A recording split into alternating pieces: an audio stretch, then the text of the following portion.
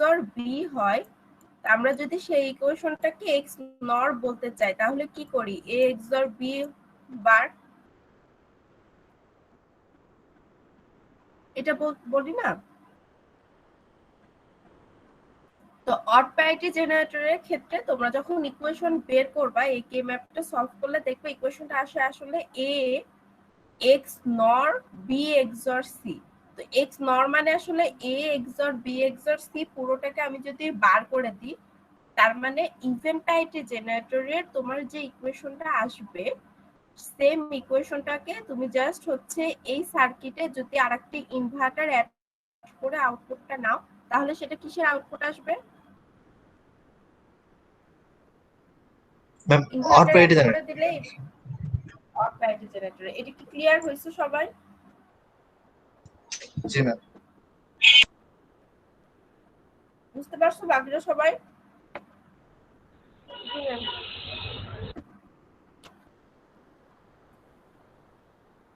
তাহলে even odd parity জেনারেটরের ইকুয়েশনটা যদি এরকম ইনভার্টার দিয়ে অপোজিটটা হয়, তাহলে চেকারের ইকুয়েশনটাও কি চেঞ্জ হবে না?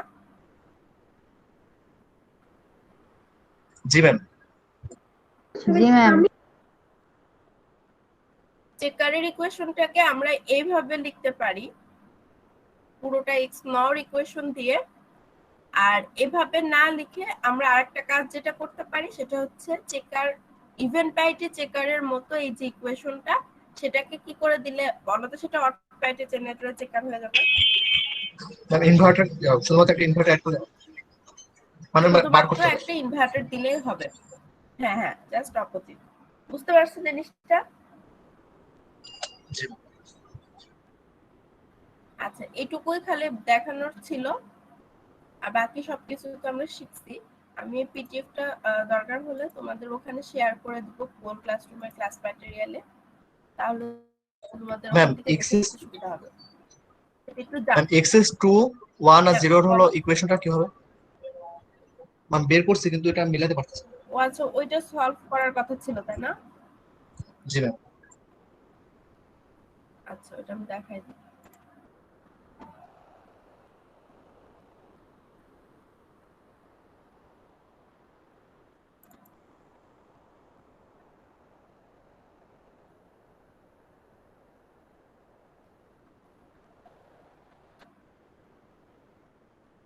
সবাইকে বিসিটি টু এক্সএস 3 এর হচ্ছে ইকুয়েশনগুলো আনার চেষ্টা করছো বাসায়? কে কে করছো সত্যি করে বলো তো? ম্যাম ইকুয়েশনগুলো আসছে কিন্তু ম্যাম সিম্পলিফাই করতে পারিনি। সিম্পলিফাই করতে পারে নাই। আর বাকিরা?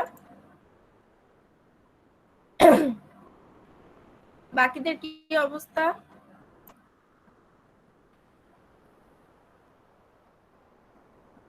কেউ করা হয় না বাসায়?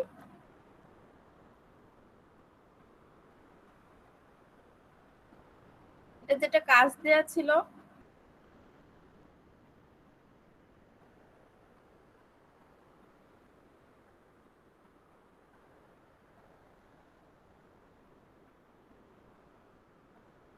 আনিসুর রহমান, আসমা, তোমরা করো নাই বাসায়? ম্যাম আমি আজকে করতে পারি নাই। আগের ক্লাসটা করি নাই তো তাই। আর নাই না ক্লাস করো নাই?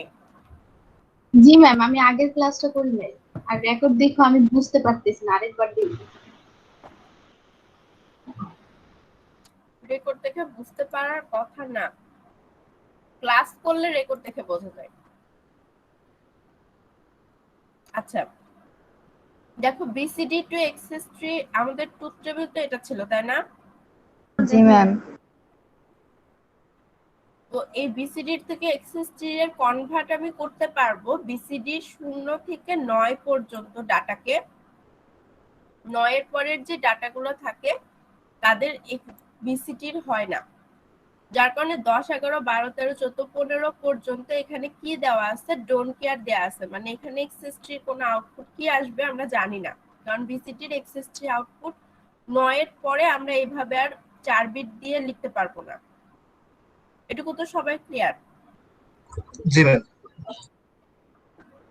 এখন কে ম্যাপ করার সময় তোমাদের যে কাজটা করতে হবে সেটা হচ্ছে এই ডোন্ট কেয়ার গুলোকে কে ম্যাপে কনসিডার করতে হবে যাতে করে আমাদের ইকুয়েশন আনাটা সহজ হয়। অর্থাৎ ইকুয়েশনটা মানে কে ম্যাপ যদি ইউজ করি তাহলে অনেক বড় একটা লুপ নিয়েও কাজ করতে পারবে একসাথে এবং ইকুয়েশনটা আনা সহজ হবে। এই কারণে এই 10, 11, 12, 13, 14, 15 কে ম্যাপে যে ডোন্ট কেয়ার ভ্যালু দেওয়া আছে এক্সেস ট্রি আউটপুট, তাদের ডোন্ট কেয়ার গুলোকে এই মানগুলা কনসিডার করতে হবে, মানে ডোন্ট কেয়ার হিসেবে কে ম্যাপে এদেরকে ইউজ করতে হবে। বুঝতে পারছো? জি ম্যাম। তা আমরা যদি কে ম্যাপে ডোন্ট কেয়ার দেই, ডোন্ট কেয়ার মানে কি এই ঘরটাকে আমি ইচ্ছে হলে কনসিডার করতেও পারি কে ম্যাপে, ইচ্ছে হলে নাও নিতে পারি, তাই না? এখন দেখো প্রথমে আমরা যদি E3 এর জন্য আউটপুটটা আনতে চাই তাহলে E3 এর ক্ষেত্রে 1 আসছে কোনটার জন্য? 6, 7 কি ক্ষেত্রে 1 আসছে? 9, 8, 7, 6, 5 এগুলো ঘরের জন্য 1 আসছে, তাই না? জি ম্যাম। আর বাকিগুলো ডোন্ট কেয়ার সবসময় দিয়েই রাখবো। তাহলে দেখো এই সব ডোন্ট কেয়ার গুলো এই দুইটা 1 এর সাথে নিয়ে পুরো একটা ইকুয়েশন হয় না লুপ? জি ম্যাম। তাহলে এই বড় লুপটার জন্য আমার ইকুয়েশন কি হয়? এই পুরো বড় লুপটার জন্য আমার ইকুয়েশন কি হবে? ম্যাম B3 B3 প্লাস এই যে এই উপরের যে তিনটা 1 আছে তাদেরকে দুইটা দুইটা করে নিতে হবে। দুটো দুটো করে নিতে গেলে নিচের ডোন্ট কেয়ারের সাথে আমি নিলে একবারে 4টা হয়ে যায়। তাহলে 4টা যদি নেই এই দুইটা 1 কে ডোন্ট কেয়ার সাথে নিয়ে একবারে 4টা নিলে এই লুপটার জন্য আমার কি হবে বলো তো? Ma'am B2 B0 B2 B0 plus হচ্ছে পরের লুপটার জন্য যদি কনসিডার করি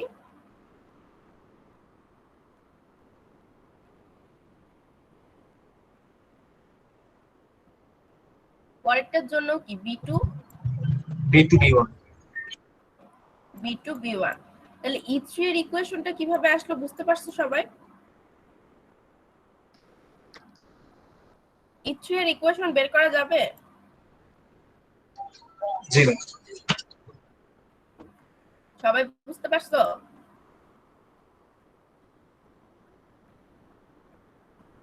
বাকিরা সবাই কি E3 এর ইকুয়েশনটা কিভাবে বের করলাম এটা কি বুঝতে পারছো? জি ম্যাম। কথা না বললে কেমনে বুঝবো আমি যে তোমাদের সমস্যা হচ্ছে কি হচ্ছে না? E3 এর ইকুয়েশনের পরে দেখো E2 এর ইকুয়েশনে এখানে ট্রুথ টেবিলে দেখবা E2 এর তোমার কোথায় কোথায় 1 আসছে। প্রত্যেকটা কে ম্যাপে তোমার এই ডোন্ট কেয়ারের জায়গাগুলো সবসময় সেমই থাকবে আর যার ক্ষেত্রে যে যে 1 পাবা সেগুলো বসাবা। তো E2 এর ক্ষেত্রে দেখো এই 1 গুলো আসলে বসানোর পরে দেখো এই 1টাকে কি এই ডোন্ট কেয়ার ছাড়া আর কারোর সাথে নিয়ে লুপ করা যায়? না ম্যাম। আচ্ছা, আর এই 1টাকে দেখো এভাবে হাফ সার্কেল করে করা যায়। কিন্তু ম্যাম এখানে আরেকভাবে তো করা যায়। এই 1টাকে হ্যাঁ এখানে যে জিনিসটা হচ্ছে তুমি যদি এই 1টাকে এই 1 এর সাথে নিয়ে করো আর নিচের 1টাকে এই ডোন্ট কেয়ারের সাথে নিয়ে করো তাহলে এটা একটা ওয়ে হয়। ম্যাম 4টা নিয়ে একসাথে করলে হয়। এই একটা হাফ সার্কেল এই একটা হাফ সার্কেল কোন 4টা নিয়ে? ম্যাম এই 4টা ম্যাম। হুম আবার পাশের 4টা নিয়ে হয় এইভাবে একটা মাঝখানে একটা কমন রেখে। হ্যাঁ এইভাবে একটা হাফ সার্কেল নিয়ে আমরা করতে পারি। আর একটা যে কাজটা করতে পারি সেটা হচ্ছে যে এরা যেভাবে করছে এই দুইটা 1 কে নিয়ে এই নিচের দুইটা ডোন্ট কেয়ারের সাথে নিয়ে একটা হাফ সার্কেল করে লুপ করতে পারি।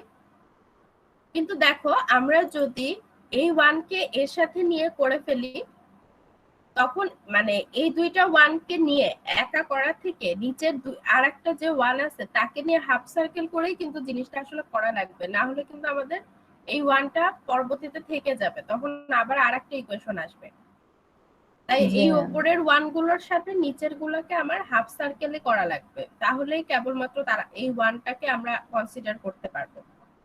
তাহলে একটা ওয়ে এটা যেভাবে এরা করছে সেটা সেভাবে করতে পারি, আর একটা হচ্ছে এই দুইটা ওয়ানের সাথে নিচের এই ওয়ানটাকে নিয়ে ডোন্ট কেয়ার দিয়ে একটা হাফ সার্কেল করতে পারি। তাহলে এটাকে যখন একবার পুরোটা নিয়ে কাজ হয়ে গেল, এখন এই ওয়ানটা একা আছে, তাহলে এই ওয়ানটাকে কি এই ওয়ানের সাথে নিয়ে এরা যেভাবে করছে সেভাবেই করব, না একা একা নিয়ে করব হাফ সার্কেল? ম্যাম একসাথে নিয়ে হাফ সার্কেল করবো চারটাকে নিয়ে। না না, এখানে যে জিনিসটা দেখো, তুমি এই ওয়ানটাকে কিন্তু একা নাই যে একে তোমার হাফ সার্কেল বা লুপে কনসিডার করা হয়নি এমন না, এই ওয়ানকে কিন্তু তুমি অলরেডি এর মধ্যে কনসিডার করে ফেলছো, একটা লুপ করে ফেলছো ইকুয়েশন। তাই এখন তোমার আর কোন ওয়ানটা বাকি আছে? টোটাল কে ম্যাপে শুধু এই ওয়ানটাই বাকি আছে না? জি ম্যাম। তাহলে এই ওয়ানের মধ্যে আবার এই ওয়ানকে নিয়ে আমার সার্কেল তো করার দরকার নাই, এই ওয়ান তো আমার কনসিডার হয়েই গেছে। তাহলে তো শুধু এই ওয়ানকে আমি নিচে ডোন্ট কেয়ারের সাথে নিয়ে একটা হাফ সার্কেল করলেই হচ্ছে। কিন্তু ম্যাম আমরা তো চেষ্টা করি যে সবসময় বেশি সংখ্যক ওয়ান নিয়ে করার জন্য।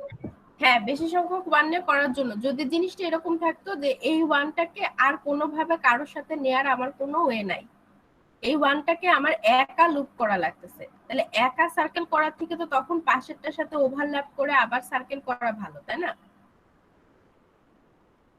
যদি এই ওয়ানের পজিশনটা এরকম থাকতো, দেখো এই ওয়ানটাকে নিচে কোনো ধরো ডোন্ট কেয়ার নাই, ওয়ান নাই, কিছুই নাই, তিনটা ওয়ান এইভাবে আছে, তখন আমার ওয়ে কি? যে একটা করে ওয়ান এর সার্কেল করার দরকার, নাকি এই ওয়ান দুইটা নিয়ে একবার সার্কেল করব, আবার এটাকে নিয়ে এর সাথে সার্কেল করব? তখন কি এভাবে করতাম, কারণ এই ওয়ানকে আমার একা সার্কেল করা লাগতেছে। জি ম্যাম। কিন্তু এখন তো আমার এই ওয়ানটাকে, উপরের ওয়ানটাকে কারোর সাথে সার্কেল করার ওয়ে আছে, একা তো করা লাগতেছে না। তাহলে ইকুয়েশন কিছুটা হলেও এই নিচেরটার সাথে করার জন্য মিনিমাইজ হবে, তাহলে তো আমার এই ওয়ানের সাথে নিয়ে আবার ওভারল্যাপ করার দরকার নাই। বুঝতে পারছো? কিন্তু ম্যাম এখানে যদি আরেকভাবে করি, সাপোজ মনে করেন এখানে উপরেরটা ওয়ানের সাথে দুইটা ওয়ান একসাথে করলাম, নিচে আবার আরেকটা হাফ হাফ সার্কেল নিলাম, মানে দুইটা হাফ সার্কেল আসবে এইভাবে। এভাবে এভাবে জি ম্যাম। আবার আরেকটা হাফ সার্কেল। আবার হচ্ছে তুমি এই ওয়ানটাকে এর সাথে নিয়ে আবার এটার সাথে এটা। জি ম্যাম, আমি তো এইভাবে করছি সেজন্য বললাম। হ্যাঁ হ্যাঁ, আমি এটাই তো বলতেছি তোমাকে, তুমি যদি এটা করে নিচের এটার সাথে এটা নাও, আমি কি বলতেছি যে তোমার কি এটা একটা অপশন আছে, সেই সাথে কি তোমার আরো একটা অপশন আছে না, এই যে এটা আর একটা অপশন আছে না? জি ম্যাম। তো আমি এই কাজটা করতাম যদি আমার হচ্ছে এই যে এই চারটাকে নিয়ে করতাম, আমি যদি আমার এই ওয়ানটা কোনোভাবে সার্কেলে আসতেছে না, বা এই ওয়ানটাকে আমার একা সার্কেল করা লাগতেছে, অর্থাৎ মানে আমার ইকুয়েশনটা বড় হওয়ার দিকে যাচ্ছে, কিন্তু আমি এখানে দেখতেছি যে একটা অপশন আমি পেয়েছি, সেটা হচ্ছে এই ওয়ানটাকে নিচের এইটার সাথে নিয়ে করার, তাহলে আমার আর দরকার নাই এই ওয়ানটাকে এর মধ্যে কনসিডার করার। বুঝতে পারছো? জি ম্যাম, ঠিক আছে। জি ম্যাম। জিনিসটা কি সবাই বুঝতে পারছো? জি ম্যাম। আচ্ছা, এই এই সার্কেলটার জন্য আমার ইকুয়েশন কি আসে, এই লুপটার জন্য? ম্যাম B2 B1 বার B0 বার। B2 B1 বার B0 বার। আচ্ছা, এবার তুমি যেটা বললে যে আমরা বেশি সংখ্যক ওয়ান নিয়ে করলে সমস্যা কি, লুপ বড় হবে, ওইটাই আমরা আগে একটু করে দেখি। এই দুইটা ওয়ানের সাথে এই ওয়ানের আর ডোন্ট কেয়ারের যদি লুপ করি ফার্স্টে, তাহলে কি আসে? Ma'am B2 bar B0। B2 bar B0 plus এই ওয়ানটাকে নিব আবার এর সাথে, আর এই নিচে ডোন্ট কেয়ার দুটোকে আবার নিব, তাহলে কি আসে? ম্যাম B2 B2 বার বার B1।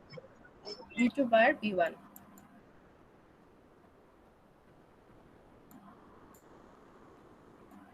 B2 বার কমন যায় B0 প্লাস B1, তাই না? জি ম্যাম।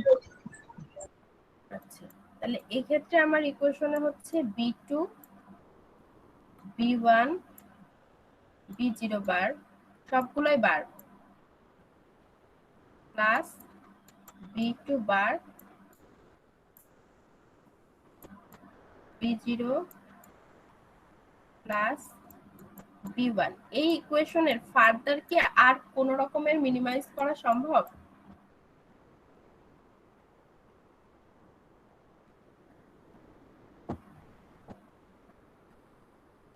এই ইকুয়েশন না ম্যাম। আর কিছু করা সম্ভব? না ম্যাম।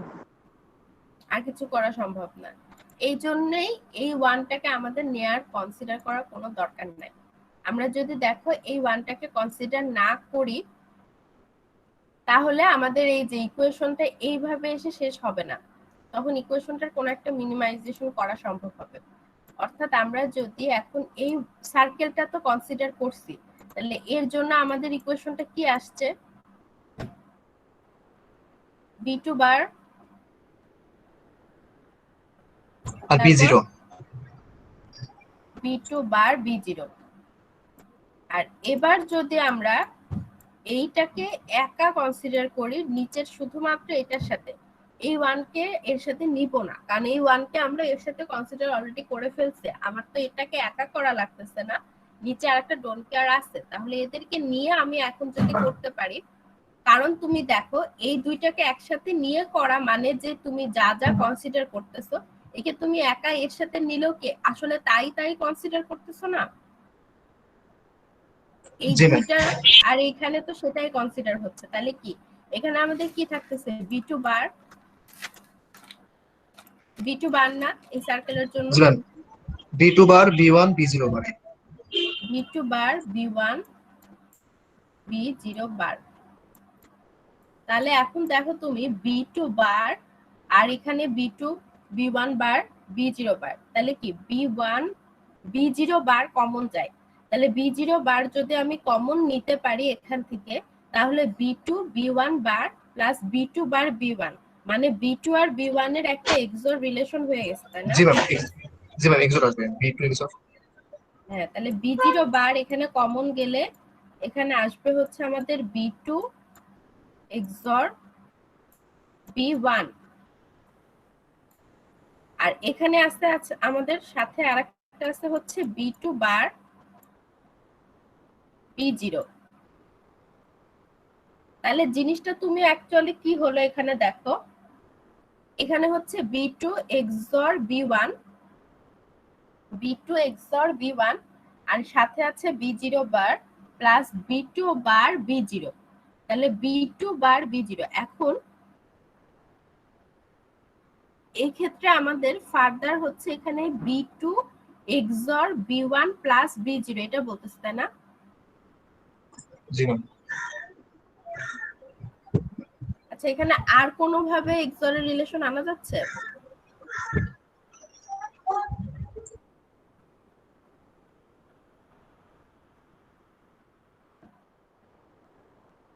B2 বার এটা আসলে ওরা কি করছে? B2 ম্যাম B2 বার কমন নিলে হয় না?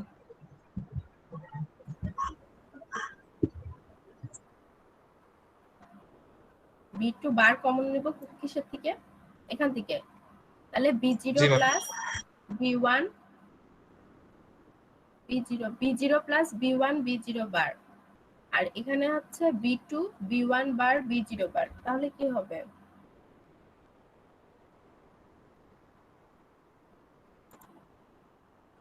এটার কি সলিউশন হয় বাকিরা বলো তো?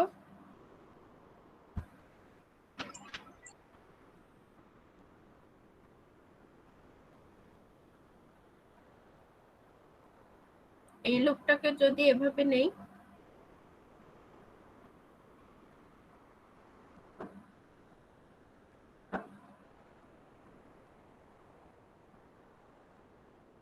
এরা যেটা করছে সেটা হচ্ছে B2 B1 প্লাস B0 বার প্লাস হচ্ছে B2 বার B1 প্লাস B0, তাই না?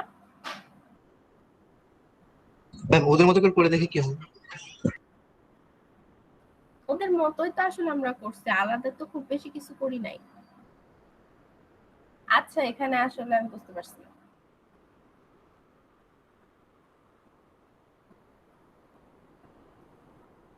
এইটা তো আমরা ভুল কিছু হয়েছে এখানে আমাদের ইকুয়েশনে। এই লুপটার জন্য b2 b1 বার b0 বার।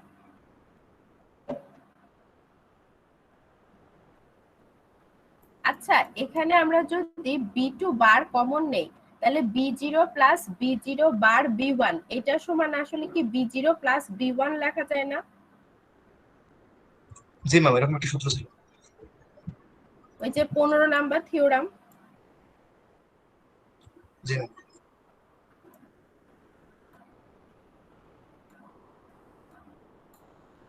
এখানে যদি আমরা b2 বার কমন নিই তাহলে অ্যাকচুয়ালি কি b0 প্লাস b1 b0 বার, তাহলে b0 প্লাস b1 b0 বার, তাহলে b0 বারের বদলে আমরা ওখানে b1 রাখতে পারি আর এখানে b0। জি ম্যাম। তাহলে এখন যে জিনিসটা হচ্ছে এখানে এই যে b2 b1 প্লাস b0 বার। ও আচ্ছা এবার দেখো এখানে এরা যেভাবে এক্সরের ইকুয়েশনটা করছে b1 বার b0 বার b1 b0 হোল বার, তার মানে কি এটাকে b1 প্লাস b0 বার হোল বার লেখা যায় না? জি ম্যাম, দেখা যায়। মানে আসলে যে A B bar A B whole বার, এই যে b1 বার b0 বার পুরোটা হোল বার, এটাকে আবার দা মর্গান সূত্র অনুযায়ী কি লেখা যায়? Ma'am b1 plus b0। b1 plus b0 whole bar. তাহলে b1 প্লাস b0 যদি হোল বার হয়, এটা যদি b1 প্লাস b0 হোল বার হয়, b2 b0 plus b1 whole bar plus b2 bar b0 plus b1, তার মানে কি অ্যাকচুয়ালি দেখো তো a b bar plus a bar b। জি ম্যাম। বুঝতে পারছো সবাই? জিনিসটা একটু কমপ্লিকেটেড, মানে চিন্তা করা লাগবে আসলে। বুঝতে পারছো? বাকিরা কি সবাই বুঝতে পারছো এটা কিভাবে আসছে? জি ম্যাম। সবাই বুঝতে পারছো?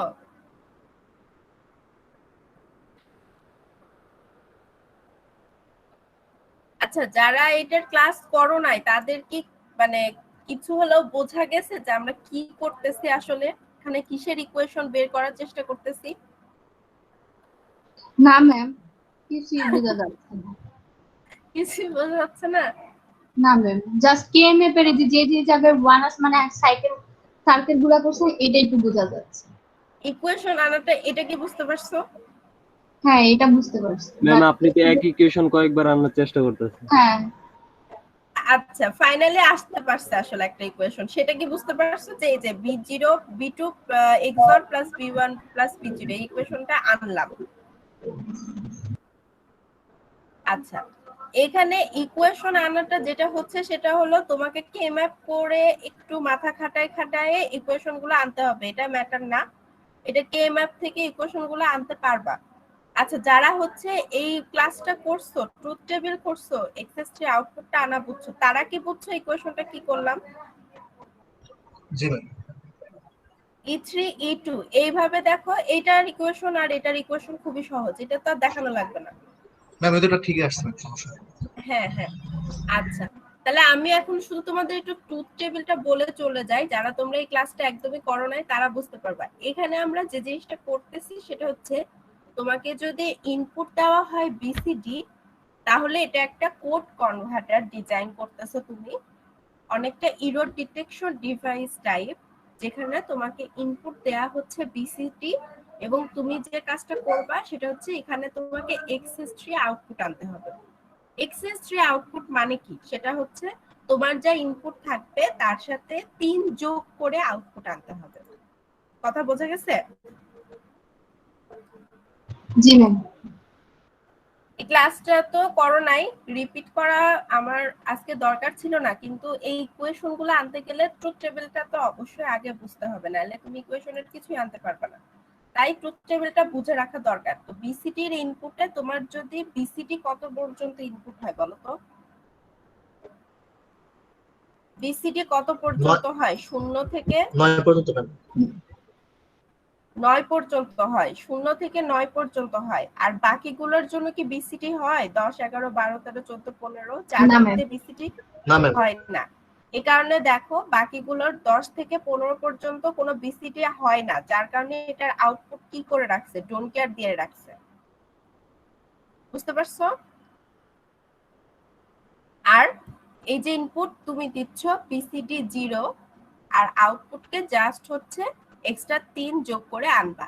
তাহলে এক্সট্রা 3 যোগ করে আনা মানে কি 0 0 1 1 না, আউটপুট 3 না এটা? জি ম্যাম। তারপরে 4। তারপর 1 1 এর সাথে তুমি যদি এক্সট্রা 3 যোগ করো তাহলে আউটপুট কত আসবে? আউটপুট কত আসবে? 4। তাহলে এভাবে দেখো 2 3 4 5 6 7 8 9 প্রত্যেকটার সাথে এক্সট্রা 3 করে করে যোগ করছে, এবং তাহলে সর্বশেষ আমার বিসিডি 9 যেটা ইনপুট দিছি তার জন্য আমার 4 বিটে কত আউটপুট পাইছি? 12। 12। বুঝতে পারছো সবাই ট্রুথ টেবিলটা? জি ম্যাম।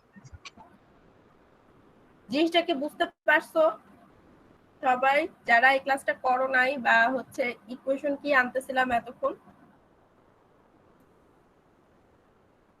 আচ্ছা, এরকম একটা ট্রুথ টেবিল বানানোর পরে কাজ কি? এই যে আউটপুট গুলো তুমি আনলে E3, E2, E1, E0, এখানে তুমি A B C D চারটা ইনপুট দিচ্ছ, তাহলে কি আউটপুটটাকে তুমি হচ্ছে PQ RS এভাবে নাম দিয়ে যা খুশি তাই নাম দিয়ে আউটপুট লিখতে পারো।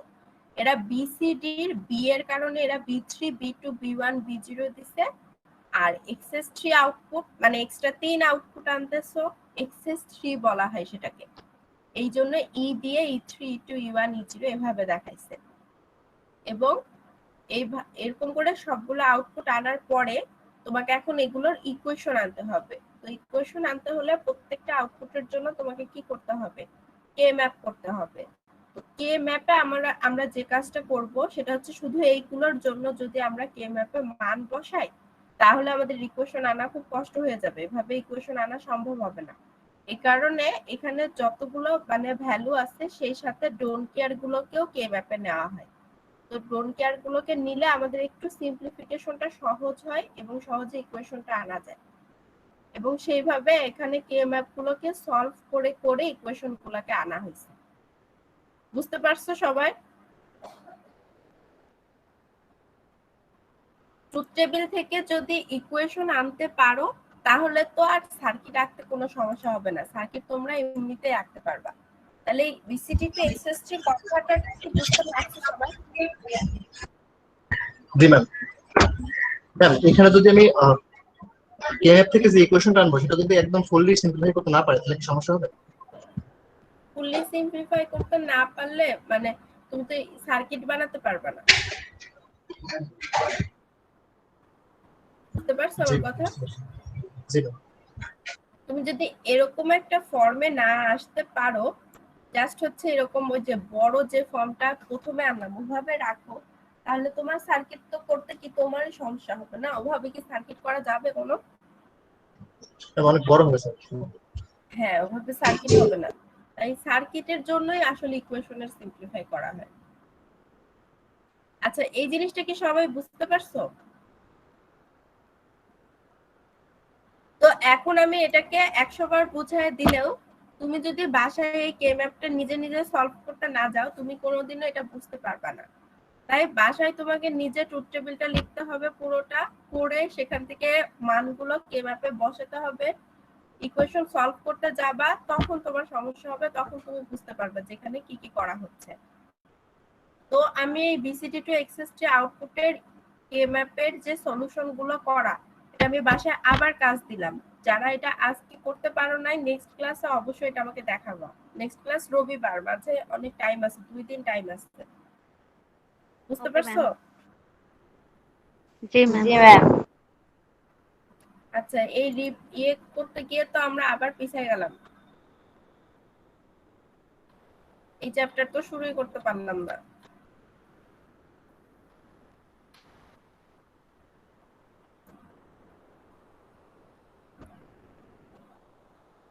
আচ্ছা, আমরা এখন শুরু করব হচ্ছে বাইনারি অ্যাডিশন।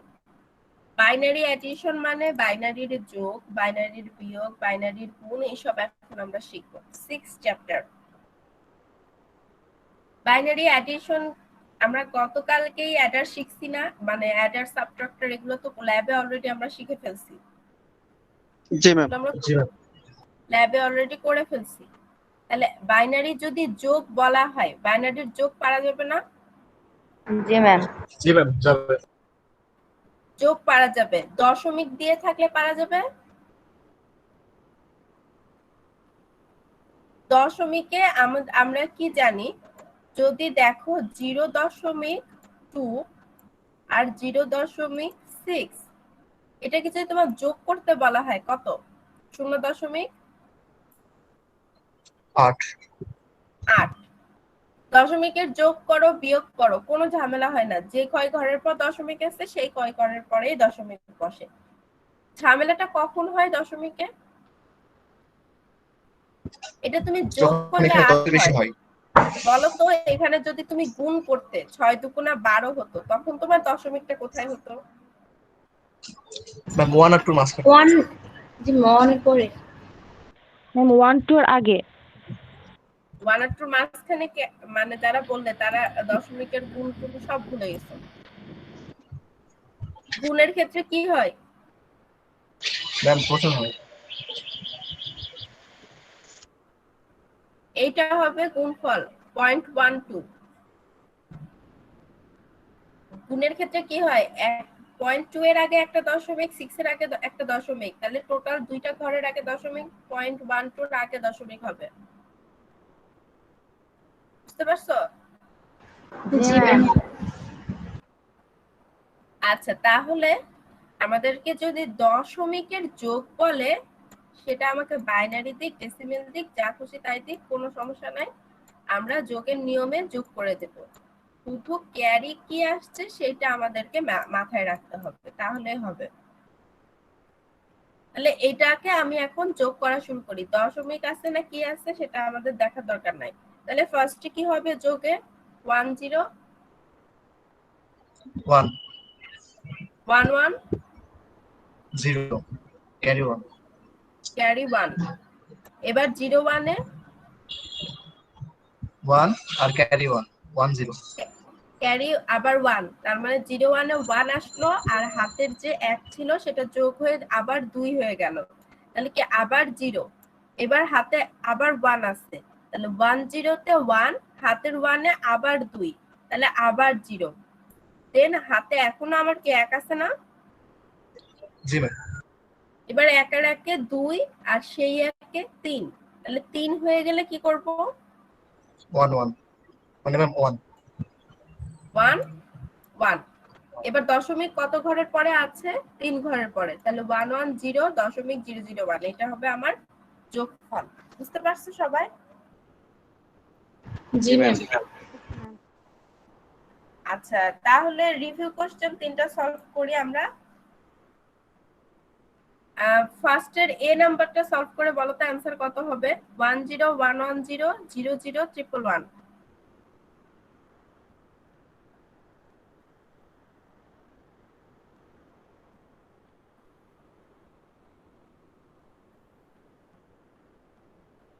যোগফল কত হবে? ম্যাম 1 1 1 0 1।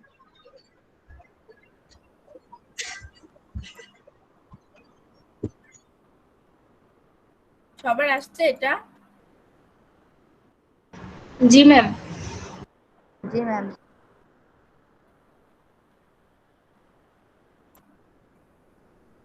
0 0 1 1 1। তাহলে ফার্স্টে 0 1 এ 1, 1 1 এ 0 ক্যারি 1, 1 1 এ 2 আর হাতের ক্যারি 3, তাহলে কি 1, আরো এক হাতে আছে, এবং তারপর সেই 1টা এখানে বসবে আর 10 তে 1 তাহলে 1101 বুঝতে পারছো? জি ম্যাম। আচ্ছা দশমিকেরটা করো তো সবাই 0,111.101 010.010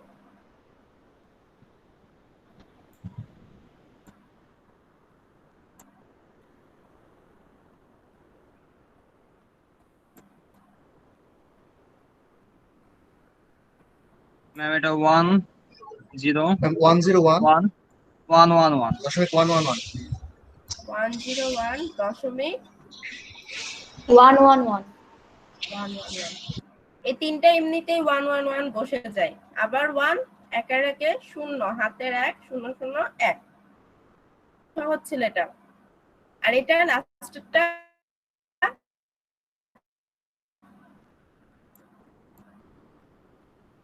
1 3টা 0 4টা 1 এরপর হচ্ছে অনেকগুলো 0 লাস্টে 1 তার মানে কি সবগুলোই 0 এটা 101000 মানে ফার্স্টেরটার জন্য কি আসে 0 সেই 1 এই 1 এর সাথে মিশে আবার হয় কি 0 আবার যে হাতের 1 এই 1 এর সাথে Zero. হয়ে আবার হয় 0 আবার হাতের 1 এই 1 এর সাথে হয়ে 0 0 এবার হাতের 1টা কি হবে বসে যাবে 1 দেন 0 0 001 1 1 হ্যাঁ তাহলে বাইনারি অ্যাডিশন তো পারা যাবে না জি ম্যাম পারা জি যাবে। জি ম্যাম ম্যাম দশমিক আসুক যেভাবে যা খুশি আসুক পারবো আচ্ছা তাহলে নেক্সট ক্লাসে ইনশাআল্লাহ আমরা এরপর থেকে এখান থেকে শুরু করব সাইন নাম্বার দিয়ে অ্যাটেন্ডেন্স দাও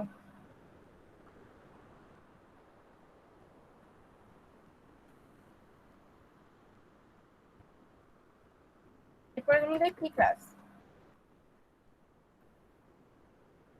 ম্যাম ডেটা স্ট্রাকচার স্ট্রাকচার